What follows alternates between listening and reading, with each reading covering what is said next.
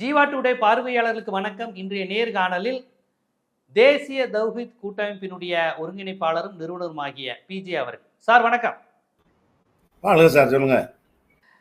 India Pakistan போர் நிறுத்தம் அப்படிங்கிற ஒரு செய்தி, இல்ல பாகிஸ்தான் திருப்பி அடிச்சு நம்மளை ஒம்புழுத்துக்கிட்டு இருக்காங்க அப்படிங்கிற பதில் செய்தியும் வருது. அதாவது இந்த ரெண்டு செய்தி உடனுக்குடனே வந்துருச்சு. இப்ப நம்ம பொதுவாக தெரிந்து கொள்ள வேண்டிய ஒரு விஷயம், பாகிஸ்தான் ஏன் தொடங்கின காலத்திலிருந்து தீவிரவாதிகளை உற்பத்தி செய்கிற இடமாகவே இருக்கிறது? எப்பவும் இந்தியாவுக்குள்ள பிரச்சனை செய்கின்ற ஒரு நாடாகவே ஏன் இருக்கு? தீவிரவாத குழுக்கள் அங்க இருக்கிறாங்களா? அந்த தீவிரவாத குழுக்களை அரசு ஊக்குவிக்குதா? அவர்களுக்கும் அரசுக்கும் தொடர்பு இருக்கா? இல்ல அரசு தனியாக இந்திய எதிர்நிலைப்பாடு எடுக்குது, தீவிரவாத குழுக்கள் இந்தியாவை சீண்டுறாங்க, ரெண்டும் வேற வேறையா? இதை நம்ம எப்படி புரிஞ்சுக்கணும்? ஏன் தொடர்ச்சியா தீவிரவாத குழுக்களை பாகிஸ்தான் உருவாக்குது, இந்தியாவுக்கும் தொடர்ந்து பிரச்சனை தந்துகிட்டே இருக்கு? அதுக்கான காரணம் என்ன? அதாவது இதுக்கு நம்ம சரியான ஒரு விடை அறிந்து கொள்வதாக இருந்தால், நம்ம 1947க்கு நம்ம பின்னோக்கி செல்லணும். இந்தியா விடுதலை அடையும் பொழுது இந்தியா நம்ம சுதந்திரம் அடைந்த இந்தியா இருக்கு இல்லையா, அது இப்போ உள்ளதுல முக்காவாசி இந்தியா தான், காவாசி இந்தியாவா இருக்கல. பாகிஸ்தான் என்பதும் முக்காவாசி பாகிஸ்தான் தான் வெள்ளக்காரன் இருந்துச்சு. கால்வாசி பாகிஸ்தான்லாம் எப்படி இருந்துச்சுன்னு கேட்டா, சின்ன சின்ன அரசர்கள், குட்டி அரசர்கள், சமஸ்தானங்கள், இந்த மாதிரியான சின்ன மன்னர்கள், குறுநில மன்னர்கள் இருந்தாங்க. வெள்ளக்காரங்க இப்படி சமஸ்தானங்கள் இருந்தாங்களா? 560 இருந்தாங்கல்ல. 565 நாடுகள் சுதேசி நாடுகள் இருந்துச்சு. சுதந்திரம் அடையும் போது அதை அவன் இந்தியாவோட சேர்க்கல. வெள்ளக்காரன் அவனுடைய ஆளுகையில் இருந்த பகுதிக்கு தான் சுதந்திரம் கொடுத்தான். அவனுடைய ஆளுகையில இருந்தது என்னன்னு கேட்டா, இப்ப நம்ம இருக்கிற இந்தியாவில் முக்கால்வாசி இந்தியா தான். இப்ப இருக்கிற பாகிஸ்தான்ல முக்கால்வாசி பாகிஸ்தான் தான் வெள்ளக்காரனுடைய அதிகாரத்தில் இருந்தது. மீதி எல்லாம் சின்ன சின்ன சிற்றரசர்கள் கையில இருந்தது. அவர்களை கப்பம் கட்டி கொண்டு சுதேசி அரசாங்கம் பேரை பதவி சுதேசி அரசாங்கம்ங்கிற பேர்ல இருந்தாங்க. அவங்க எவ்வளவு இருந்தாங்கன்னு கேட்டா, இந்தியாவிலையும் பாகிஸ்தான்லையும் சேர்த்து 565 நாடுகள் இருந்துச்சு. மொத்த சமஸ்தானங்கள், அந்த குறுநில மன்னர்கள்லாம் எவ்வளவு இருந்தாங்கன்னா 565 பேர் இருந்தாங்க. சுதந்திரம் கொடுக்கும் போது இந்த 565 அவன் பாகிஸ்தானுக்கு சேர்க்கல, இந்தியாவுக்கும் சேர்க்கல.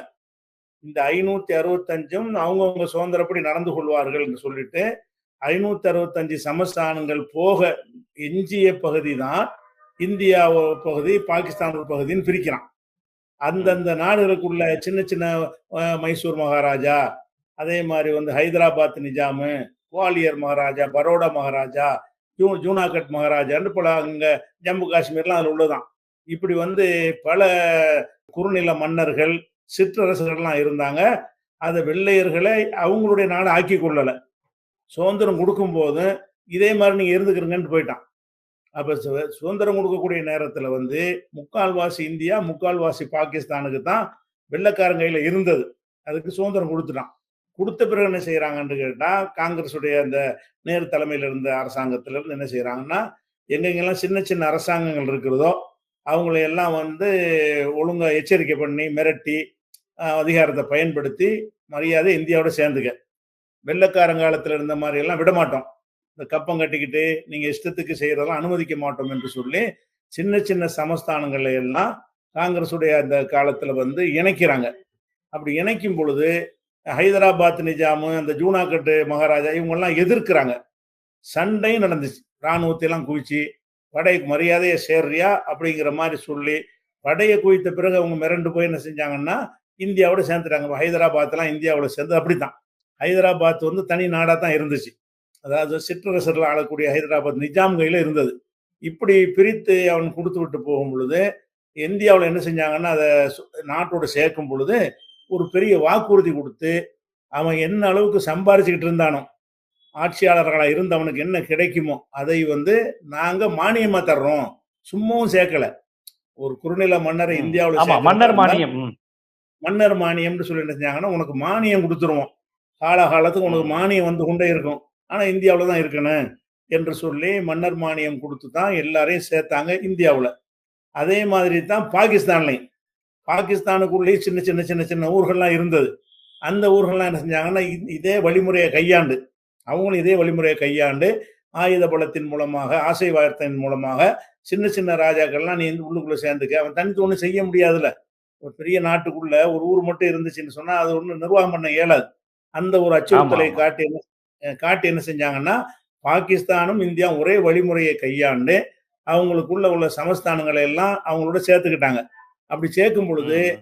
இந்த 2 சமஸ்தான பிரச்சனை வந்து தீரல. ஒண்ணு வந்து பாகிஸ்தான்ல இருந்த பலூசிஸ்தான். இப்பவும் அது ம், பிரச்சனையா ம். இருக்குது. இன்னொன்னு ஆமா, வந்து ஆமா. ஜம்மு காஷ்மீர். இன்னொன்னு ஜம்மு காஷ்மீர். இந்த ஜம்மு காஷ்மீர் என்னன்னா, நம்ம சின்ன சின்ன ஹைதராபாத் மாரி குட்டி ஊர் கிடையாது அது. அது ஒரு மாநிலம் ம். அளவுக்கு ஒரு பெரிய நிலப்பரப்புங்கும் பொழுது, அவ்வளோ லேசா சேர்க்க முடியல.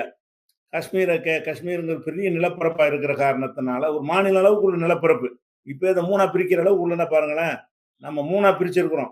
அந்த 3ஆ பிரிச்சது கூட பாதி காஷ்மீர தான். நம்மள்ட்ட இருக்கிறதே பாதி ம். காஷ்மீர் தான் இருக்கிறது. இன்னொரு பாதி ம். காஷ்மீர் வெளியே இருக்கிறது. அப்ப இந்த பாதி காஷ்மீரை நம்ம 3ஆ பிரிச்சு வச்சுக்கிறோம் என்று சொன்னால், அது பெரிய இந்த காஷ்மீர் என்று நீங்க விளங்கிக் கொள்ளலாம். அப்ப இந்த காஷ்மீர் பிரச்சனை வரும்பொழுது, இதே மாரியா பேச்சுவார்த்தை வந்து நடத்துறாங்க. 2 பேர் நடத்துறாங்க. இப்ப பார்டர்ல இருக்கிறதுனால. ஹைதராபாத்துக்குள்ள ம். பாகிஸ்தான் நடத்த முடியாது. உள்ளுக்குள்ள இருக்கிறது. ம். ஜம்மு ஆமா, காஷ்மீருக்கு ஆமா, ஆமா. பகுதியில வந்து அவனுக்கும் பார்டர், இவனுக்கும் பார்டர். 2க்கும் நடுவுல இருக்கிறான். ம். நடுவுல இருக்கும்போது பாகிஸ்தான்காரன் எங்கள்ட்ட சேருங்கிறான். இந்தியாக்காரன் எங்கள்ட்ட சேருங்கிறான். 2 பேரும் பலவிதமான அச்சுறுத்தல் பண்றாங்க, மிரட்டுறாங்க, ஆசை வார்த்தை காட்டுறாங்க. எல்லாத்துக்கும் காட்டிய வழிமுறை அவர்ட்டயும் காட்டுறாங்க. அந்த மாரி காட்டும் பொழுது, அப்ப ராஜாவா வந்து ஹரிசிங் என்ற மன்னர் இருந்தார். அது ம். காஷ்மீர்ல ஆமா. முஸ்லிம்கள் மெஜாரிட்டியா இருந்தாலும், அதனுடைய மன்னரா ராஜாவா இருந்தது ஹரிசிங் என்ற ஒரு மன்னர். காங்கிரஸ்ல எம்பி கரண் சிங்ன்னு ஒருத்தர் இருந்தார். அவருடைய தந்தை.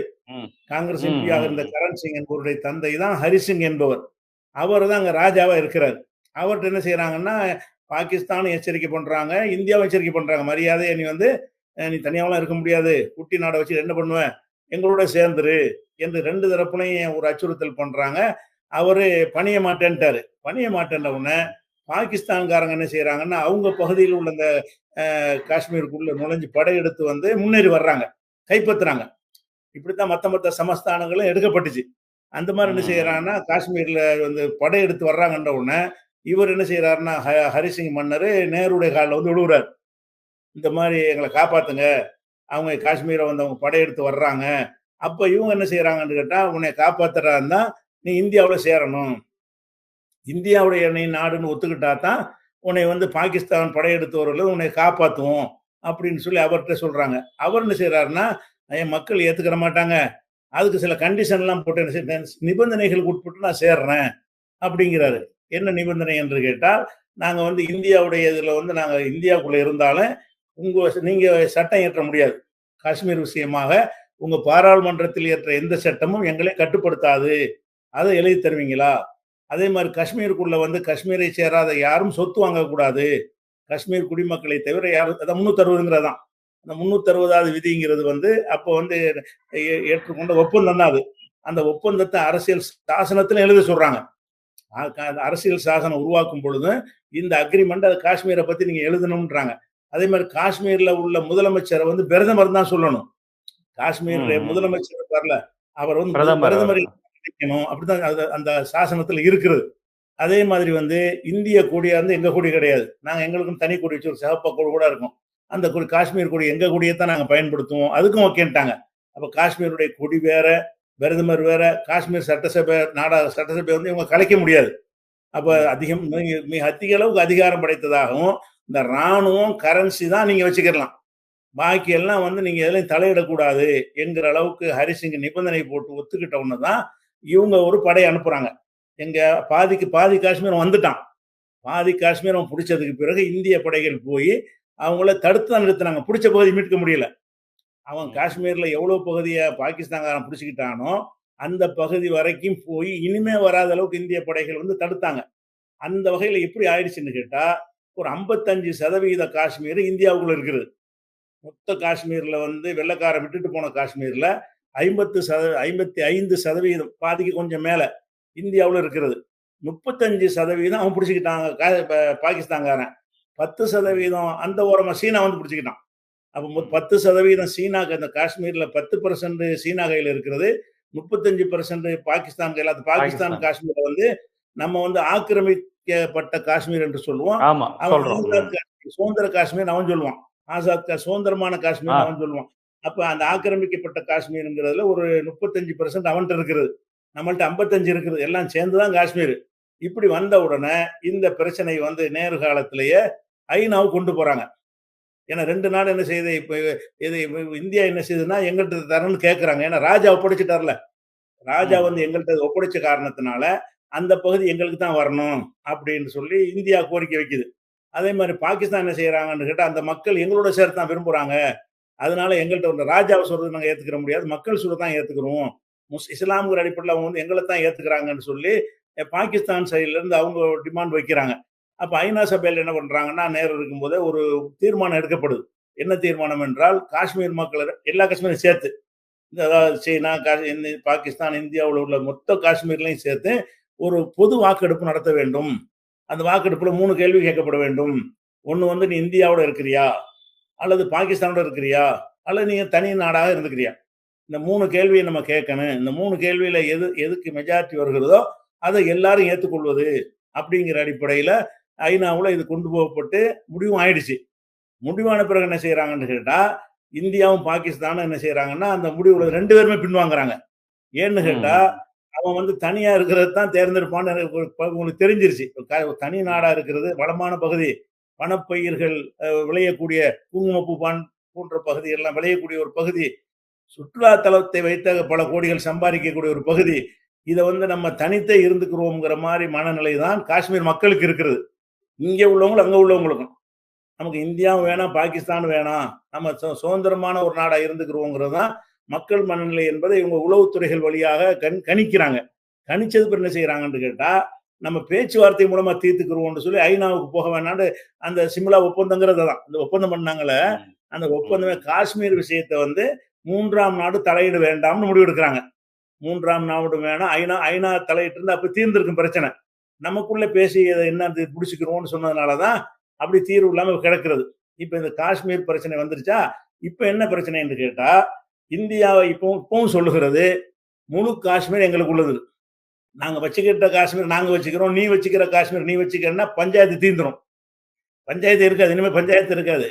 இப்ப என்ன லைன் ஆஃப் கண்ட்ரோல்னு என்ன செய்யறாங்கன்னா, ஒரு ஒரு பார்டர் போட்டிருக்காங்க. இது வரைக்கும் நீங்க கண்ட்ரோல்ல வச்சுக்கிறீங்க, இது உங்க கண்ட்ரோல்ங்கிறாங்க. இவங்க நாட்டை சேர்ந்தது இல்லை, இவங்க இவங்க கருத்துப்படி லைன் ஆஃப் கண்ட்ரோல் தான். அது முடிவு வர்ற ம். வரைக்கும் இந்த கோட்டுக்கு இந்த பக்கம் நாங்க கண்ட்ரோல் பண்ணிக்கிறோம், இந்த கோட்டுக்கு அந்த பக்கம் நீ கண்ட்ரோல் பண்ணிக்கிறோன்ட்டாங்க.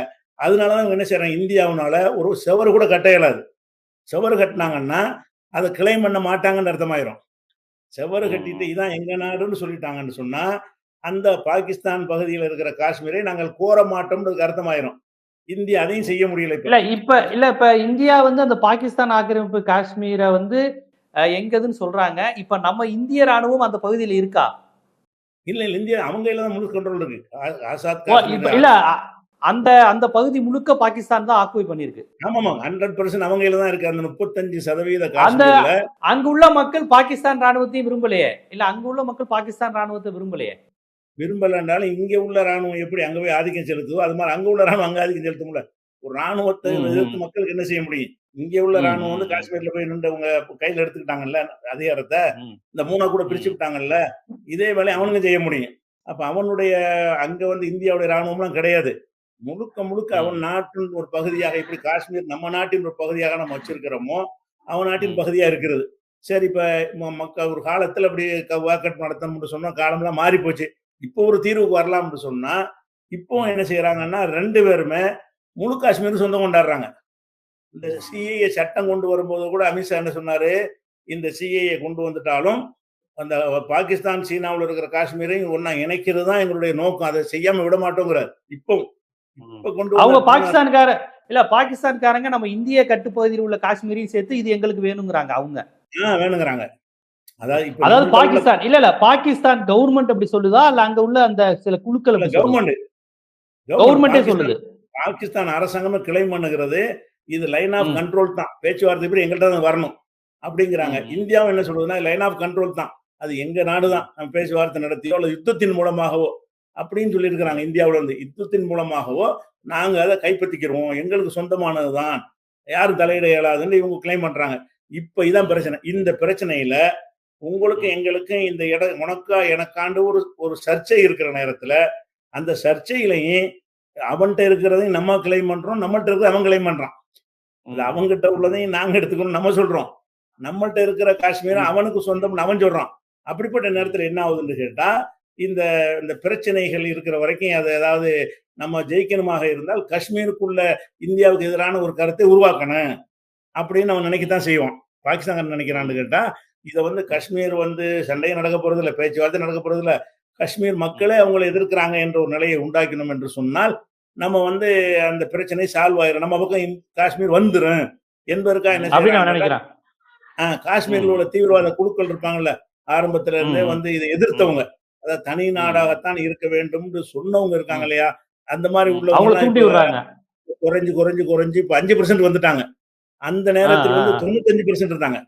அந்த நேரத்தில் 95%, ஆமா 95 எந்த அளவுக்கு சொன்னாங்கன்னு கேட்டா, ஓட்டு பெட்டியை கொண்டாந்து வச்சு இந்த ஓட்டுல ஓட்டு போட்டா 10 லட்சம் ரூபாய் தருவோம்ட்டாங்க. ஒரு ஓட்டு கூட பதிவாகல. அந்த அளவுக்கு அந்த எங்க நாடுன்னு சொல்லக்கூடிய அந்த கூட்டம் வந்து ரொம்ப ஸ்ட்ரென்த்தாகவும் வலிமையாகவும் ரொம்ப ஸ்ட்ராங்கா இருந்த ஒரு நேரம். அந்த நேரத்தில் என்ன செய்யறாங்க பாகிஸ்தான்ல, அப்ப இது காஷ்மீர்ல, அப்பதான் பாகிஸ்தான் என்ன செய்யறான்னு கேட்டா, இவங்க இயற்கையா போராடுற மக்கள் இருக்கும்போது நம்ம கொஞ்சம் ஹெல்ப் பண்ணோம்னு சொன்னா, அவங்க வீரியமா ஏதாவது அங்க ஏதாவது பண்ணிட்டு இருந்தாங்கன்னு சொன்னா, இந்த காஷ்மீர் பிரச்சனை தீர்வாயி அந்த காஷ்மீர் நமக்கு கிடைச்சிரும், அல்ல நம்ம காஷ்மீர் அங்க போகாமையாச்சும் இருக்கும் அப்படிங்கிறதுக்கு தான் காஷ்மீர் இல்ல. அப்ப அந்த இல்ல, அதாவது காஷ்மீர்ல தனியா சில குழுக்கள் இருக்கிறாங்க, அவங்க இந்தியா பாகிஸ்தான் ரெண்டு பேருக்கும் ரெண்டு நாட்டையும் சாராம நாங்க தனியா இருக்கோம்னு சொல்லக்கூடிய ஒரு குழு இருக்காங்க. இப்ப அந்த குழுவை பாகிஸ்தான் இயக்குது. இப்ப அந்த குழுவை தான் பாகிஸ்தான் அவங்க இயக்கி இந்தியாவுக்கு எதிராக அவ்வப்போது தாக்குதல்கள் ஊடுருவல்கள் இதை பண்ணிக்கிட்டே இருக்கிறாங்க, அப்படித்தானே பண்றாங்க. ஊடுருவல் என்பதை விட ஊடுருவல்லாம் பிற்காலத்துல வந்தது. ஆரம்பத்துல அவனை கொண்டேதான் எதிர்த்தாங்க. ஏன்னா அங்க எதிர்க்க ஆள் இருக்கும்போது ஊடுருவல் தேவையில்லை. காஷ்மீர் மக்களே வந்து இந்தியாவுக்கு எதிராக இருக்கும்போது அதுல பிரச்சனை பண்ணுவதற்கு பாகிஸ்தான்காரன் வர தேவையில்லை. இவங்க என்ன செய்வாங்கன்னு கேட்டா 2 வேலை செய்வாங்க. ஒரு பணம் கொடுப்பாங்க, 2வது பார்டர் வழியா கள்ளத்தனமா கடத்திட்டு போய் ட்ரைனிங் கொடுப்பாங்க. இந்த பாகிஸ்தான்ல காஷ்மீர்ல இருக்கக்கூடிய காஷ்மீர் மக்கள் தான் அவங்க. காஷ்மீர்ல இருக்கக்கூடிய அந்த மக்களை வந்து இந்த உணர்வுல உள்ளவங்கள கண்டறிவாங்க, யாரெல்லாம் வந்து இந்தியாவுக்கு எதிராக இருக்கிறாங்க அப்படின்னு கண்டறிந்து என்ன செய்வாங்கன்னா அவங்கள வந்து கூட்டிட்டு போய் பயிற்சி கொடுத்தவன அனுப்புவாங்களே தவிர பாகிஸ்தான்ல இருந்து ஆளுக்கு வந்து இங்க நின்று செய்யறது இல்லை. ஏன்னா இங்க அவனுக்கு ஆளுக்கு இருக்குத, இந்த காஷ்மீருக்குள்ளேயே அவனுக்கு ஆளுக்கு இந்தியாவுக்கு எதிரான ஆளுக்கு இருக்கும், அதை பயன்படுத்துவாங்க. இப்படி பயன்படுத்திக்கிட்டே வந்த அடிப்படையில தான் அவன் ட்ரைனிங் கொடுத்த அந்த அந்த சம்பவம் அதை வச்சு வர்றதுதான். ட்ரைனிங் கொடுத்தார்கள், செஞ்சாங்க, எல்லாமே உண்மைதான். அதெல்லாம் எது வரைக்கும் நடந்துச்சுன்னு கேட்டா, இம்ரான் கான் பிரதமர் ஆகிற வரைக்கும் நடந்தது. இம்ரான் கான் முன்னாடி வரைக்கும் இது நடந்தது. இம்ரான் கான் பிரதமர் ஆகும்போது என்ன செய்யறாருன்னா அவர் கணிக்கிறாரு, இல்லப்பா அங்க எதிர்ப்புலாம் இல்லை, முந்தி மாதிரி இல்ல, காஷ்மீர் மக்கள் என்ன செஞ்சுட்டாங்கன்னா சரி எவ்வளவு நாளைக்கு தான் எதிர்க்கிறது, ஏதோ ஒரு நாட்டுல இருந்துட்டு போயிடும், நிம்மதியா வாழ்ந்துட்டு போயிருவோங்கிற மனநிலைக்கு வந்துட்டாங்க. அதனால இப்ப நம்ம அந்த எந்த இதுக்கு நம்ம ஹெல்ப் பண்ண அவங்களுக்கு அவங்க சக்திக்கு உட்பட்டு போராடட்டும்ங்கிற விஷயத்துல இம்ரான் காலத்துல வந்து கம்ப்ளீட்டா இந்த இதை நிப்பாட்டிட்டாங்க. இவங்களுக்கு உதவி செய்யறது, அதாவது இந்தியாவுல போய் அடிக்கிறது, இந்தியாவுக்குள்ள ஊடுருவது, இந்தியாவுல இந்தியன் ஆர்மி அடிக்கிறது, பொதுமக்கள் அடிக்கிறது, இதையெல்லாம் இம்ரான் காலத்துல நிப்பாட்டிட்டாங்களா? நிப்பாட்டம் மட்டும் இல்லாம பகிரங்கமா அவர் சொன்னார். எந்த அளவுக்குன்னு சொன்னா, நம்ம வந்து இந்த புல்வாமா தாக்குதலுக்கு பதிலடியாக அந்த பாலக்கோட்ல போய் தாக்குதல் பண்ணாங்கல்ல, இந்தியாவுக்கு பதிலடின்னு சொல்லி இவங்க வந்து தீவிரவாதிகள் முகாம் அடிச்சோன்னு இவங்க சொன்னாங்க, அவன் கோழி பண்ணை தான் அடிச்சு, அவன் எடுத்து படம் போட்டான், கோழி பண்ணை தான் அடிச்சிருக்கீங்கன்னு சொல்லி அந்த நேரத்தில் என்ன செய்யறாங்கன்னா இந்தியாவுடைய ஒரு விமானத்தை கீழே இறக்கி அபிநந்தன்கிற ஒரு அதிகாரிய பிடிக்கிறாங்க, கைது பண்ணி. அப்ப விடுவிக்கும் போது இம்ரான் கான் சொன்னாரு, நாங்க சண்டைக்குள்ள ஆள்கள் இல்ல, நாங்க வந்து நல்லிணக்கமா வாழ விரும்புவோம், உங்க நாட்டுக்குள்ள எந்த பிரச்சனை நாங்க வச்சுக்கிற விரும்பல, அதற்கு அடையாளமாக விடுதலை செய்யறோம், விடுதலை செஞ்சாங்க. அந்த அபிநந்தனை வந்து எந்த நிபந்தனையும் இல்லாம இந்தியா ஒப்படைக்க மாட்டாங்க, போர்க்கைதியா தான் நடத்தான முறைப்படி. போர்ல பிடிக்கப்பட்டவர் வந்து போர்க்கைதியாகத்தான் நடத்தப்படுவார். ஆனா அவர் அப்படி நடத்தல. அப்படி உடனே என்ன செஞ்சாங்கன்னா இந்தியாவில் ஒப்படைச்சிட்டாங்க அவரை, கண்ணியமான பொருள் நீங்க போங்க அப்படின்னு மரியாதை அனுப்பிட்டாங்க. அனுப்பும் போது இம்ரான் கான் சொன்ன வார்த்தை என்னன்னு கேட்டா, எங்க நாட்டுக்குள்ள நீங்கள் பிரச்சனை பண்ண வேணா, உங்க நாட்டுக்குள்ள நாங்க எந்த பிரச்சனையும் பண்ண மாட்டோம், அதுக்கு அடையாளமாகத்தான் இந்த இதை நான் வந்து எதுவும் நிபந்தனையற்று இவங்களை விடுதலை செய்கிறோம்னு சொல்லி அவரை விடுதலை செஞ்சாங்க. அப்ப பகிரங்கமாக சொன்னார். அதனால இப்போலாம் வர்றாங்கிறது தவறது, அவங்கள்ட்ட அந்த வசதியும் இல்லை, அதுக்குரிய ஆட்கள் இங்க கிடையாது. மக்கள் இல்லாம காசு கொடுத்து என்ன செய்யறது, வெளிநாட்டில் உள்ளவன வந்து ஒரு சுதந்திர போராட்டத்தை நடத்த முடியுமா? இந்த நாட்டு மக்களே வந்து அதுக்கு அவனுக்கு சப்போர்ட்டா இருந்தா தான் ஒரு சுதந்திர போராட்டம் நடக்க முடியும். இப்ப வந்து இந்த மாதிரி வந்து தனி நாடு வேணும்னு கேட்டவரு ஷேக் அப்துல்லா. அத ஆமா, காஷ்மீர் சிங்கம்னு ஒரு சொல்லுவாங்க. இப்ப ஃபரூக் ஆமா. அப்துல்லா இருக்கார்ல, அவருடைய ம். தகப்பனாரு. உமர் அப்துல்லாவுடைய பாட்டனாரு. இப்ப ஷேக் நேருவோட ஃப்ரெண்டு. நேருவோட ஃப்ரெண்டு அவரு. அவர் அவர் வந்து இத கேட்டாருங்கிறதுக்காக தான் கொடைக்கானல்ல கொண்டாந்து தனிச்சிறையில வச்சிருந்தாங்க ஆமா, அவர. ஆமா, ஆமா, ஆமா. அந்த காஷ்மீர் கிளைமேட் அங்க தான் கிடைக்கும்ங்கிறதுனால, கொடைக்கானல் ம். பங்களாவுல அவர ஷேக் அப்துல்லா சிறையில வச்சிருந்தாங்க. அப்படி இருந்த ஆட்கள்லாம் இப்ப என்ன செய்றாங்கன்னா, தேர்தல்ல போட்டியிடுறாங்க பாருங்க. ஆமா. ஃபரூக் அந்த அப்துல்லா முறையிலருந்து எலெக்ஷன் மாறி வர்றாங்க. இந்திய ஜனநாயகத்தை தேர்தல்ல ஏத்துக்கிறாரு. போட்டியிட்டுங்கிற மாரி நிலைக்கு வராங்க. இந்திய ஜனநாயகத்தை ஏத்துக்கிறாரு. இப்ப முதலமைச்சரா ம். உமர் ஆமா. அப்துல்லா தான் இப்ப முதலமைச்சரா இருக்கிறாரு. அப்ப மக்கள் வந்து சரி நம்ம இந்தியாவுல இருந்துட்டு போன்னு வந்துட்டாங்க. அங்க ஒரு ஒரு அந்த அவங்க எதிர்த்துக்கிட்டு நம்ம எவ்வளவு நாளைக்கு எதிர்க்கிற நம்ம நம்ம ராணுவமா வச்சிருக்கிறோம். நம்மளால என்ன செய்ய முடியும்?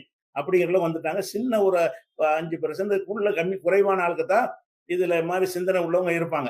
அதனால வந்து இப்ப பாகிஸ்தான யோசிக்கிறான். இனி அந்த மக்கள்லாம் மாறிக்கிட்டாங்க. மன ரீதியா அவங்க இந்தியர்கள்னு தங்களை ஆக்கிக் கொண்டார்கள். இப்ப போய் நம்ம எதுவும் செஞ்சு ஒண்ணும் கைப்பத்த பாகிஸ்தான் ஒண்ணும் பண்ண இயலாதுன்னு அவங்களும் விட்டாங்க. இப்ப உள்ள ம். பிரச்சனை என்னன்னு கேட்டா, இந்த பிரச்சனை இருக்கிற வரைக்கும், அவன் வந்து செஞ்சதுக்கு இதான் ரீசன். முக்கியமான காரணம். ஆனா இவங்க பலூச்சிஸ்தான்ல செய்யறதுக்கு முயற்சி பண்ணாங்க, முடியல. இந்தியாவுல ம். இருந்து ஏன்னா பலூச்சிஸ்தான் வந்து இந்திய பார்டர்ல இல்ல. அது பலூச்சிஸ்தான் ஆமா. வந்து பாகிஸ்தானுடைய ஆனா கடைசியில பலுசிஸ்தான் குழுக்கள் இந்தியாவ ஆதரிக்கிறாங்கல்ல. இந்தியா உதவிய நாடுறாங்கல்ல. இல்லையா? பண்றாங்க. ஒரு ரகசியமா இயன்ற அளவுக்கு செய்றாங்க. செய்ய முடியாத அளவுக்கு என்ன இருக்குன்னா, எல்லை பிரச்சனை இருக்கு. ம். ஏன்னா ஆமா. பலூச்சிஸ்தான் ம். என்பது ஈரான் பார்டர்ல இருக்கிறது. ம். பலூச்சிஸ்தானுடைய ம். ஒரு பகுதி ஆப்கானிஸ்தான் பார்டர்ல இருக்குது. ம். பலூச்சிஸ்தானுடைய 3 பகுதி எடுத்துக்கிட்டீங்கன்னா, பலூச்சிஸ்தான்ங்கிற ஒரு பகுதி பாகிஸ்தான்ல இருக்கிறது. ஒரு பகுதி ஈரான் பக்கம் இருக்கிறது. ஒரு எல்லை வந்து ஆப்கானிஸ்தான் பக்கம் இருக்கிறது. அப்ப இந்தியாவுல இருந்து அவங்களுக்கு உதவி செய்றாருன்னா, பாகிஸ்தானுக்குள்ள கடந்து போய் தான் செய்ய முடியும். ஆனா அவன் அதனால வந்து அது உதவி வாய்ப்பில்ல. அதனால செய்றான்னா பார்டர்ல ஓடியாந்துருவான். ம். பாகிஸ்தான்காரன் வந்து காஷ்மீர்ல வர்றதா இருந்தா, அவன் பார்டர் வழியா உள்ளேக்கு வந்துருவான். இவங்களுக்கு உதவி செஞ்ச மாதிரி இவங்களுக்கு செய்ய முடியாது. ஆனா செய்றாங்க. இந்தியாவும் என்ன ம். செய்றாங்க, அந்த நாட்டுல ஒரு பிரச்சனை இருந்த வரைக்கும் தான் நமக்கு நல்லதுங்கிற வகையில செய்றாங்க. இவர்கள் செய்ற அளவுக்கு அவங்களுக்கு செய்ய முடியாது.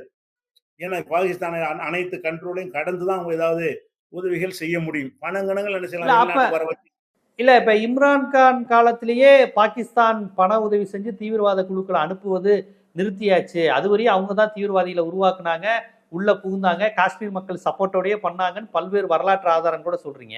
அப்படின்னா அதற்கு பிறகு இத்தனை தாக்குதல்கள் நடந்திருக்கே. ஊடுருவல், தீவிரவாதிகள் உள்ள வராங்க. தீவிரவாதிகள்னா கண்டிப்பா பாகிஸ்தான தவிர்த்து வேற எந்த நாட்டுல இருந்தும் அவங்க காஷ்மீர் பகுதியில வர்றதில்ல.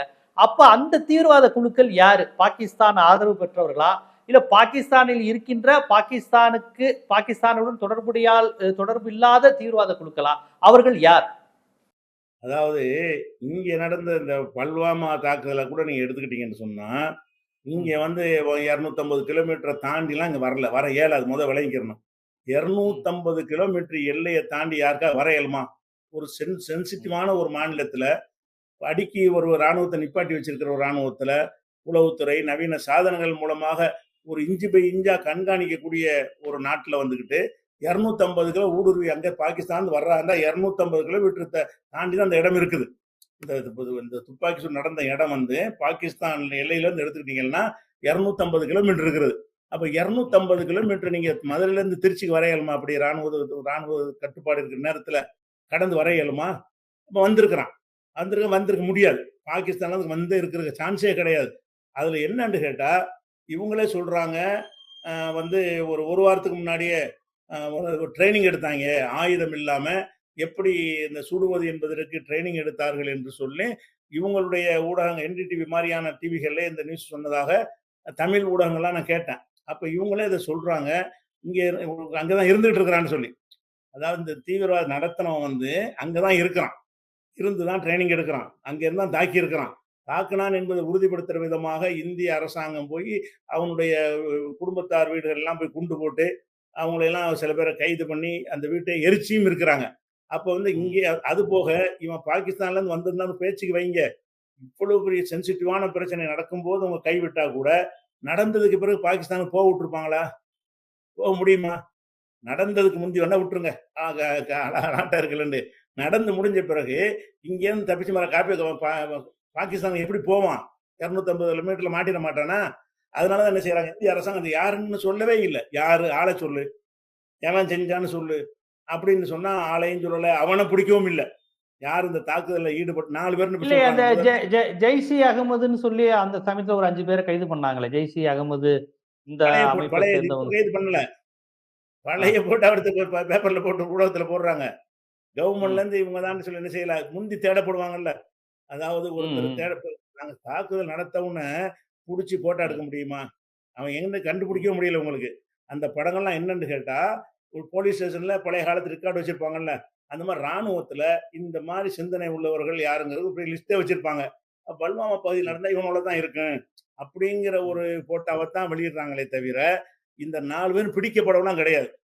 எந்த 4 பேர் தாக்குதல் அது அது பிடிக்கிறது தான் சரியான நடவடிக்கை இருக்கும். சரியான நடவடிக்கை எதுவா இருக்கும் என்றால் அவன பிடித்து, நீ அவனுக்கு உதவி செஞ்சான்னு சொல்லி நிரூபிச்சு, அப்ப பாகிஸ்தான் தான் ஹெல்ப் பண்ணுச்சுங்கிறத நிரூபணம் பண்ணிட்டு செஞ்சிருந்தாங்கன்னா, உலக நாடுகளே அப்படி நம்ம பக்கம் வந்து நின்றுருக்கும். அவன் மழுப்பி பேசுறதுக்கு காரணம் என்னன்னு கேட்டா, இவங்க தக்க ரீசன் சொல்ல முடியல. ஆனா, பழைய ரீசன சொல்றாங்க. இந்த மசூத் ம். ஆசாருக்கெல்லாம் பழைய ரெக்கார்ட் பயங்கரமான ரெக்கார்ட் இருக்குது. இந்த மசூத் ஆசார்லாம் ம். இருக்காரு. அந்த கந்தஹார் ம். விமானத்தை அவருக்காக தான் கடத்துனாங்க. ஆமாம். இந்திய ஆ. விமானத்த கடத்திட்டு போய் கந்தஹார் ஆப்கானிஸ்தான்ல கொண்டு போய் இறக்கி, அப்புறம் வாஜ்பாய் போய் என்ன செஞ்சாரு, ஜஸ்வந்த் சிங் போய் மீட்டுட்டு வந்தார்ல. அந்த ஆமா, மாரியான ஆமா. விஷயங்கள்லாம் மசூத் அசார் தான் சூத்திரதார் மாற்று கருத்து இல்ல. அதெல்லாம் பழைய ம். வரலாறுகள். பழைய இல்ல, வரலாறுகள் இப்ப அதெல்லாம் அவங்க செஞ்சு இப்பயும் மசூத் அசாருடைய இடத்த தாக்கியிருக்கோம். ஆனா அவர் தப்பிச்சிட்டாருங்கிறாங்க. இப்பயும் மசூத் அசாத் வந்து இந்தியாவுக்கு த்ரெட்டன் தானே? காஷ்மீர் பிரச்சனைல அவங்கலாம் இன்னும் அந்த டெரரிஸ்ட் மைண்டோட இந்தியாவுக்கு எதிரா தானே இருக்கிறாங்க. அவங்களுக்கு பாகிஸ்தான் அடைக்கலம் குடுக்குதுல்ல. அதத்தானே அவங்க எல்லாரும் சொல்றாங்க. அதாவதுங்க இந்த மனநிலை கண்டிப்பா இல்லாமலாம் இருக்காது. அவங்க இதுக்கு உதவி செஞ்ச ம். காரணத்தினால, தீவிரவாத குழுக்கள்ல இருக்கிறவங்களுக்கு இந்த மனநிலை கண்டிப்பா இருக்கும். ஆனா, ம். ஒரு ம். அரசாங்கம் சப்போர்ட் பண்ணி உதவி செஞ்சுட்டு வான்னு சொன்னா தான் அவங்களால உதவி செய்ய முடியும். அந்த உதவிகள் ம். கிடையாதுன்னு தான் சொல்ல வர்றேன். தார்மீக ரீதியா சப்போர்ட் பண்றாங்க. தார்மீக ம். ரீதியாக சொல்வது வேற. அவனே ட்ரெய்னிங் பண்ணி, ஆள் அனுப்பி, பணத்த குடுத்து அனுப்புறதா இருந்தா, கவர்மெண்ட்டுக்கு அந்த பாலிசி முதல்ல இல்ல. அவங்க அந்த கைவிட்டோம்னு சொல்லிட்டாங்க. இப்ப யாரையும் அனுப்புறதும் கிடையாது. இப்ப யாராவது 1, 2 பேர் இருந்தான்னு சொன்னா, அந்த 5% பேர் இருக்காங்க பாருங்க. இவனுங்க தான் ம். அந்த மாரி காரியங்கள என்ன செய்றாங்க, உள்ள இருந்து செய்வாங்க. உள்ள இருந்து செஞ்சாலும் அரசாங்கத்துடைய தோல்வி தான் அது. ம். உள்நாட்டுல இருந்து கொண்டு செஞ்சாலும் அவனையும் நீ கண்காணிக்காம விட்ட. அவன் ஏன் செய்றது உனக்கு தெரியல. நீ அலர்ட்டா ம். இருந்தாலும் வந்து தாக்கியிருக்க மாட்டானா? தாக்குனவன் வந்து எல்லாத்தையும் ம். பார்த்துட்டு தானே தாக்குவான். இங்க எல்லாமே ஃப்ரீயா கிடக்குது. இல்ல, நம்ம அப்ப அப்ப சாதாரண இந்த இல்ல, பாகிஸ்தான் பணம் குடுத்து ஒரு காலத்துல உதவுச்சு. அதுக்கப்புறம் நிப்பாட்டிருச்சு இம்ரான் காலத்துக்கு பிறகுன்னா, அப்ப இந்த ம். மசூத் அசார்ல இருந்து இந்த குழுக்கள், ஜெய்ஷ் இ முகமது இந்த மாரி குழுக்கள், அல் கொய்தா, இப்ப சொன்னாங்களே என்டிஎஃப், இந்த மாரி குழுக்களுக்கு பணம் யார் குடுக்குறா? ஏன்னா, பணம் பாகிஸ்தானே ரொம்ப வறுமையில இருக்கு, இதெல்லாம் இருக்கு. பணம் யார் குடுக்குறா? பாகிஸ்தான்ல தான் தஞ்சம் அடையறாங்க. இவங்க போம்போது பாகிஸ்தான்ல தான் அவங்க வீடு இருக்கு, எல்லாம் சொல்றாங்க. பணம் யார் குடுக்குறா? இவங்களுக்கு வந்து தாக்குறதுக்கான அசைன்மென்ட் யார் போட்டு தர்றா? அப்ப அந்த கேள்விலாம் வருதுல்ல. யாரு இயக்குறா? வேற நாடுகள் பணம் குடுக்குதா? இந்த கேள்விகள் வருதுல்ல. 2 விஷயம். அவங்க வந்து தஞ்சம் குடுக்கறதுல வரமாட்டாங்க. அந்த நாட்டுக்காரங்க அவங்க. அவங்க தான் மசூதா ம். சாரா ம். இருந்தாலும் சரி, அங்க உள்ள தீவிரவாத குழுக்கள்னு சொல்ற யாரா இருந்தாலும், அவங்க அந்த பாகிஸ்தான் பிரஜைகள் அவங்க. குடிமக்கள். குடிமக்களுக்கு ம். யாரும் ம். தஞ்சம் குடுத்தான்னு சொல்ல முடியாது. அதே நேரத்துல ம். ஒரு விதமான இஸ்லாத்துக்காக நாங்க உயிர தியாகம் பண்ண போறோம். அந்த மாரி ஒரு டைப்ல சில பேர் ஏதாவது பேசுனாங்கன்னு சொன்னா, முஸ்லிம்ல சில பேர் ஆர்வமா பணம் குடுப்பாங்க. அதாவது இவன் ஆ, இஸ்லாத்துக்காக செய்ய அதாங்க. போறான். அது இந்த மாரி. பாகிஸ்தான்ல பாகிஸ்தான்ல உள்ள சில மௌலானாக்கள், அந்த முஸ்லிம் நம்பிக்கையாளர்கள் பணம் குடுப்பாங்க. அது மறுக்க கொள்ள குடுப்பாங்க. முடியாது. அப்படி நடக்க முடியாது ஆ. உங்களுக்கு. ஏன்னா ஆ. கவர்மெண்ட் ஆ. குடுக்கல. ஆனால் ஆ. இவங்களுக்கு ஆ. வசூல் பண்ண இயலும். இவங்களுக்கு வந்து இத சொல்லி என்ன செய்யலாம்னா, மக்கள்ட்ட வந்து நிதி திரட்ட இயலும். அந்த ஓகே, மாரி இப்ப ஓகே, ஓகே. அது ஐஎஸ்கே அத குடுத்தாங்க. அத பாகிஸ்தான் தடுக்காதா? இன்னொரு நாட்டுல போய் நீ போர் தொடுக்க போற, பிரச்சனை பண்ண போற. இது நம்ம நாட்டு என் தலையில தான் விழும். போர் தொடுக்கல இல்ல, இவங்க. இன்னொரு நாட்டுக்கு எப்போ வந்தாங்க? இல்ல, இந்த போர் தொடுக்கல. சம்பவத்துல அவ்வப்போ ஆ. செய்றாங்க. இந்த சம்பவத்துல நாங்க இல்லன்றாங்களே. ம். பாகிஸ்தான் வந்து இல்ல, பாகிஸ்தான் இல்ல. இல்ல, நான் நான் கேட்பது பாகிஸ்தான் இல்ல. ஆனா, அந்த மசூத் அசார் போன்ற அந்த நாட்டினுடைய பிரஜைகள், குடிமக்கள் தான் இதையெல்லாம் பண்றாங்கங்கிறப்ப, அத தடுக்கின்ற ஒரு கடமை இன்னைக்கு ஒரு நாடுங்கிற ஒரு மக்களால் தேர்ந்தெடுக்கப்பட்ட ஒரு அரசுங்கிற அடிப்படையில, உங்களால நம்ம நாட்டுக்கு அவமானம், நீங்க இதெல்லாம் பண்ணக்கூடாது, பண்ணா சிறைங்கிற மாரி பாகிஸ்தான் எந்த நடவடிக்கையும் எடுக்காதா? அது டைரக்ட்டா இந்தியாவுக்கு எதிரா இல்ல. ஆனா இந்தியாவுக்கு எதிரா அது மாரி குழுக்கள் பண்ணும்போது, பாகிஸ்தான் உதவி செய்யுதோ இல்லையோ, தடுக்கணும்ல, தடுக்கலாம் செய்யாதா? தடுக்க மாட்டாங்க. ஏன் தடுக்க மாட்டாங்கன்னு கேட்டா, இந்த ம். மாரியான குழுக்கு ஏன்னா பாகிஸ்தான் அரசியலும் தொலைக்கணும். பாகிஸ்தான்ங்கிறவங்க வந்து மக்களால் தேர்ந்தெடுக்கப்பட்ட ஒரு அரசுன்னு இருந்தாலும், அது வந்து ம். டம்மி அரசு தான். அவங்களுக்கு எந்த ஒரு அதிகாரமும் கிடையாது. ஒரு செகண்ட்ல ம். ராணுவம் நினைச்சாங்கன்னு சொன்னா, அவங்க கலைச்சு விட்டு போயிருவாங்க. பலமுறை ராணுவ ஆட்சி அந்த நாட்டுல வந்திருக்குது. மக்களால் தேர்ந்தெடுக்கப்பட்ட ஒரு அரசாங்கத்த ஒரு செகண்ட்ல என்ன செய்வாங்க? தூக்கி போட்டுருவாங்க. முட்டவையெல்லாம் முடிச்சு தூக்குலயே போட்டாங்க. அந்த மாரியான மக்களால் தேர்ந்தெடுக்கப்பட்டவரை தண்டிக்கிற அளவுக்கு ராணுவ வலிமை உள்ளதா இருக்கு. ராணுவத்துக்கு, போலீஸ்க்கெல்லாம் ஒரு பாஷை இருக்கிறது. என்ன செய்வாங்கன்னு கேட்டா, இன்ஃபார்மர் வச்சிருப்பாங்க. அதாவது சில கெட்டவனை அவங்களுக்கு ஆதரவாளரா வச்சு என்ன செய்வாங்க, இங்க கூட ஒருத்தன தூத்துக்குடி பக்கத்துல ஒரு சம்பவம் நடந்துச்சே. அடிச்சு கொன்றாங்கல்ல. போலீஸ் ஆமா, ஆமா, ஸ்டேஷன்ல ஆமா, அந்த ஆமா. சம்பவத்துல கூட இந்த இன்ஃபார்மர் வழியாகத்தான் அதெல்லாம் அவங்களுக்கு கிடைக்குது. போலீஸ் இன்ஃபார்மர்ன்னு சிலர் வச்சிருப்பாங்க. அவன் கிரிமினலா தான் இருப்பான். இந்த கிரிமினல் நமக்கு தேவை. சில ஆமா, விஷயங்களுக்கு ஆமா. அந்த அப்படின்னு அதாவது சொன்னாங்கல்ல. பா சரி, இல்ல பாம்பின் கால் பாம்பறியும்னு ஒரு கெட்டவன வச்சே கெட்டவன பிடிக்கிறது. அந்த மாரி ராணுவம், இந்திய ராணுவம் என்ன செய்யும்னு கேட்டா, அந்த மாரி ம். கெட்டவங்கள வச்சிருக்கும். கெட்டவனா ம், இருப்பான், ம், நல்லா கட்ட ம். பஞ்சாயத்துன்னு உண்மையா ஒண்ணும் செய்ய மாட்டாங்க. என்னன்னு கேட்டா, அவனால சில நியூஸ்கள் கிடைக்கும்னு சொன்னா, அவன் சட்டத்தின் பிடியில சிக்காம எல்லாத்தையும் செஞ்சுகிட்டு இருப்பான். அது இந்தியாவுலயும் அது இருக்குது. எல்லா நாட்டு ராணுவமும் அந்த மாரி ஒரு இந்த உளவு மாரி மாதிரியான ஆட்கள மசூத் வச்சிருப்பாங்க. அசார் போன்றவர்களை பாகிஸ்தான் ராணுவம் பயன்படுத்துது. பாகிஸ்தான் ஓ! ராணுவத்துக்கு எல்லாம் சரி. தெரிஞ்சாலும், இவன மாரி ஆ, ஆட்கள் நமக்கு ஆ, வேணும். சில விஷயங்களுக்கு இன்ஃபார்மருக்கு ஆ, நமக்கு தேவைப்படும். எல்லா நாடுகளும் இத ஆ. பயன்படுத்துவாங்க. இந்த மாரி கூட்டத்த யூஸ் பண்ணிக்கிருவாங்க. அந்த மாரி ம், ராணுவம் என்ன செய்வாங்கன்னு கேட்டா, இத எல்லா நாட்டுல பயன்படுத்துற மாரி அவங்களுக்கு ராணுவ சப்போர்ட் முழுமையாக இருக்குது. சப்போர்ட் என்றால் ம், எந்த சப்போர்ட் என்று கேட்டால், நம்ம தேவைக்கு இவன பயன்படுத்திக்கிறணும். அவன்ட்ட இருந்து ம், அவன கண்டுக்கிராம விட்டுறணும். இவங்க ம், கண்டுகொள்ளாம விடுவான். ம், ஒரு எல்லைக்கு மேல போனா நடவடிக்கை எடுப்பாங்க. எல்லைக்கு மேல போனா. அதுவரைக்கும் நம்ம கண்டும் ம், காணாம விட்டுற ஒரு பாலிசில தான் அவங்க இருந்துட்டு இருக்காங்களே தவிர, இந்தியாவுல போய் தாக்குறதுங்கிற ஒரு பஞ்சாயத்து இப்ப கிடையாது. இப்ப எது சொன்னாலும் பழைய சம்பவத்தான் சொல்றாங்க. முன்னாடி இது ம், ரொம்ப ரொம்ப கூடுதலாலாம் இருந்துச்சு. எல்லை தாண்டி வர்றதுங்கிறது எல்லைக்குள்ளே வருவாய்ங்க. கார்கில் ம், சம்பவமே என்னது? கார்கில் போருங்கிறாங்கல்ல, அது போராது. இந்திய ம், எல்லைக்குள்ள புகுந்து பல மாதங்களுக்கு முன்னாடியே மலையில குடிசை போட்டு உட்கார்ந்து, அவன் ம், சாப்பிட்டுட்டு உட்கார்ந்து இருக்க ரொம்ப நாளைக்கு பிறகு கண்டுபிடிக்கிறாங்க. அப்படிலாம் ஊடுருவுனாங்க. இந்த கார்கில் போர் வாஜ்பாய் காலத்துல நடந்துச்சுல, அப்போலாம் வந்ததே பாகிஸ்தான்காரங்க தான். பாகிஸ்தான் ஆளுக்கு ம், தான் ட்ரெய்னிங் பண்ணி உள்ளக்க வந்தாங்களே தவிர, காஷ்மீர் போராளிகள் கிடையாது. அது எல்லாமே இவங்கள்ட்ட பொருளாதார விஷயமும் பின்னடைவா இருக்கிறதுனால பொருளாதார விஷயம் ஒண்ணு. அதுக்கு இம்ரான் கான்ங்கிற இந்த சர்வதேச அரசியல்லாம் கொஞ்சம் விளையாட்டு துறையில இருந்து, எல்லா நாட்டு அதிகாரிகள், பிரதமர்கள்லாம் அறிமுகமா இருக்கிறதுனால, அவர் ஒரு நல்ல பேர் எடுக்கணுங்கிற அடிப்படையில சில சில மாற்றங்கள கொண்டு வந்தார். இம்ரான் கான் ம், முறையில இவங்களோட நல்லுறவு இந்தியாவோட நல்லுறவுகள மோடி காலத்திலே நல்லுறவு ஏற்படுத்தினார் இந்தியாவோட. ம், அந்த மாரியான ஒரு அம்சம் இருக்கும்போது, அதுல இருந்து தொடரல இவங்க. அதுல இருந்து யாரையும் ம், அனுப்பவும் இல்ல. யாரையும் அனுப்புனதாக இந்தியா குற்றஞ்சாட்டு சொல்லவும் இல்ல. பல இதுதான் சொல்லுவாங்க. கேட்டீங்கன்னா, ம், 67ல செஞ்சாங்க, 84ல செஞ்சாங்கன்னு சொல்லுவாங்களே தவிர, 2024ல செஞ்சாங்களான்னு சொல்ல முடியாது. அதாவது அவர் ம், 2023ல இருந்து அவங்க கம்ப்ளீட்டா ம், அந்த அந்த அந்த அஜெண்டா கைவிட்டாங்க. அது எந்த அளவுக்கு விட்டாங்கன்னு கேட்டா, உனக்குள்ளது உனக்கு போ நாங்க தலையிட மாட்டோம்ன்னு விட்டாங்க. இப்ப தீர்வு என்ன ம், என்று கேட்டீங்கன்னா, இந்த இடம் ம். எனக்கா உனக்கான்னு இருக்கிற வரைக்கும் பஞ்சாயத்து இருக்க தான் செய்யும். எதையாவது ஒரு பேச்சு முடிவுக்கு வரணுமா இல்லையா? அந்த காலத்துல உள்ள முடிவு அந்த மக்கள்ட்ட கருத்து கேட்பது 2 பேரும் உடன்பட மாட்டாங்க. இப்ப என்ன செய்யலாம்ன்னு கேட்டா, உன் காஷ்மீர நீ வச்சுக்க. நான் கைப்பற்றுன்னு சொல்லவே மாட்டோம்.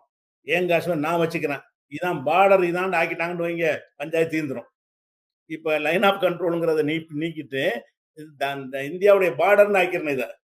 அப்பன்னா என்னது? ஒரு இன்ச் கூட நான் உன் இடத்துக்கு வரமாட்டேன். உன் இடம் நான் ஒத்துக்கிறேன். இத இல்ல என் நீங்க இடம் நீ சொல்ற இல்ல நீங்க சொல்ற தீர்வுக்கு வச்சுக்கிட்டாலுமே, இப்ப இந்தியாவும் அது பாகிஸ்தான் ஆக்கிரமிப்பு காஷ்மீர் நம்ம பகுதின்னு இந்தியா சொல்றாங்க.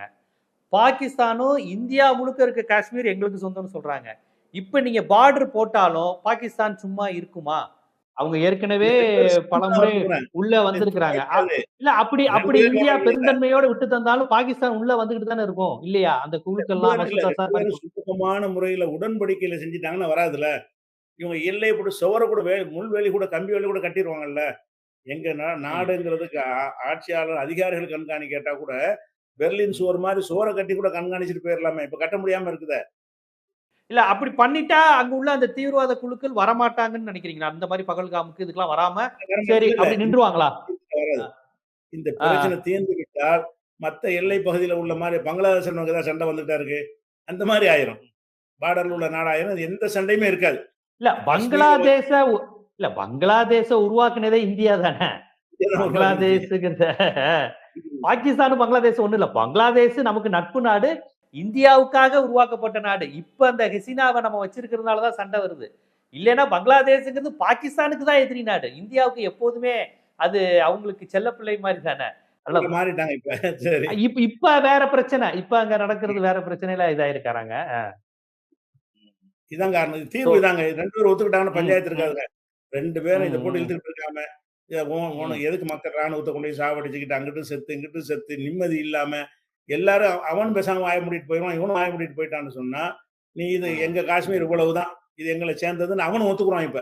இப்ப அவன் ம், வந்து அவன் ம், காஷ்மீர் மேப்பு போடுவான். இந்த காஷ்மீர் அவன் இதுல சேர்த்து போடுவான். ம், பாகிஸ்தான்காரன் மேப்பு போடும்போது, காஷ்மீர்ன்னு போடுவான்ல, அதுல இந்தியாவுடைய காஷ்மீர் அதுல இருக்கு. ம், இந்தியாக்காரன் மேப் ம், போடும்போது அவன் காஷ்மீர் இதுல சேர்த்து போடுவான். அப்ப இதெல்லாம் ம், இல்லாம ம், போயிரும். அப்ப காஷ்மீருங்கிறது ம், இந்தியாவின் ஒரு பகுதியாக மாறிக்கொள்ளணும். அந்த காஷ்மீர் அவனோட ஒரு பகுதியா மாறிக்கொள்ளணும். இன்னைக்கு உள்ள தீர்வு அதான். அன்னைக்கு உள்ள தீர்க்க முடியாம மக்கள்லாம் வெறுத்துக்கிட்டு இருந்தாங்க. மக்கள் முடிவுக்கு ம். வந்துட்டாங்க. 2 அரசாங்க ஒத்துழைமை இருந்துட்டோம். இவனும் நினைக்கிறான் இவன்ட்ட இருந்துரும்னு அவனும் இல்ல நினைக்கிறான் அவன்ட்ட அங்க உள்ள இருந்துரும்னு. காஷ்மீர் மக்களும் ஒத்துக்குவாங்களா? காஷ்மீர் மக்களும் இத ஒத்துக்குறாங்கல்ல ஒத்துக்குவாங்களா? முதல்ல போய் தானே தேர்தல்ல வாக்களிக்கிறாங்களே இப்ப. இப்ப ஆ, இந்தியாவுல ஆ. எலெக்ஷன் இருக்குது. எலெக்ஷன்ல வாக்களிக்கிறது ஒரு அடையாளம் தானே. முதல்ல வாக்களிக்க ஓ! அப்ப மாட்டாங்கல்ல. அந்த அந்த போராட்ட மனநிலையிலிருந்து இறங்கி இந்த ஜனநாயக தேர்தல் அமைப்புக்கு, பெருமளவு இந்திய மாட்டாங்க. தேர்தல் அமைப்புக்கு பழகிட்டாங்க. வந்துட்டாங்க. நம்பர் ஈடுபடாது. ம். பெருமளவுக்கு மக்கள் 95% மக்கள் மாறிட்டாங்க. நம்ம ம். இந்தியர்களாவே இருப்போம். அப்ப அத ம். பயன்படுத்திட்டு போ வேண்டியது தானே. அவனும் வந்து எக்காரணத்த கொண்டு இந்தியா நான் வரமாட்டேன் அங்க உள்ளவன். இங்க உள்ளவன் ம். பாகிஸ்தான் போமாட்டான். அப்ப என்னத்துக்கு போட்டு நீங்க வம்பு வளர்த்துக்கிட்டு இருக்கிறீங்க? கண்டிப்பா இந்த இந்த ஏன் பாகிஸ்தான் தீவிரவாத நாடாக இருக்கிறது? ஏன் தீவிரவாத குழுக்களுக்கு ஊக்குவிக்கிறது? தீவிரவாத குழுக்களுக்கும் பாகிஸ்தான் அரசுக்கும் நேரடி தொடர்பா? அல்லது தீவிரவாத குழுக்கள் தனியாக அங்க இயங்குறாங்களா? அப்படி இயங்குறவர்களை பாகிஸ்தான் காட்டி கொடுக்குமா? அல்லது அவர்களை வளர்த்தெடுக்குமா? அல்லது கண்டுக்காமல் இருக்குமா? இதை எப்படி நாம் புரிஞ்சுக்கணும்? அவங்களுக்கு எப்படி ஃபண்ட் வருது? போன்ற பல்வேறு செய்திகள வந்து ரொம்ப விரிவா வரலாற்றின் அடிப்படையில இருந்து சொல்லியிருக்கீங்க. ஏன் பாகிஸ்தான் தீவிரவாத நாடா இருக்கு? நமக்கு பெரிய தலைவலியா அவங்க குடுத்துக்கிட்டே இருக்கிறாங்க. இத நம்ம எப்படி அணுகணும்? இந்த விஷயத்த பக்குவமா எப்படி அணுகி இந்த பிரச்சனைக்கு தீர்வு காணணுங்கிறத உங்களுடைய பார்வையிலிருந்து, உங்களுடைய அரசியல் பார்வை, வரலாற்று பார்வையிலிருந்து இத நீங்க மக்களுக்கு எடுத்து வச்சிருக்கீங்க. உங்க நேரம் ஒதுக்கி இது குறித்து உங்கள் பார்வைகளை முன்வைத்ததுக்கு மிக்க நன்றி. ரொம்ப நன்றி. சரி.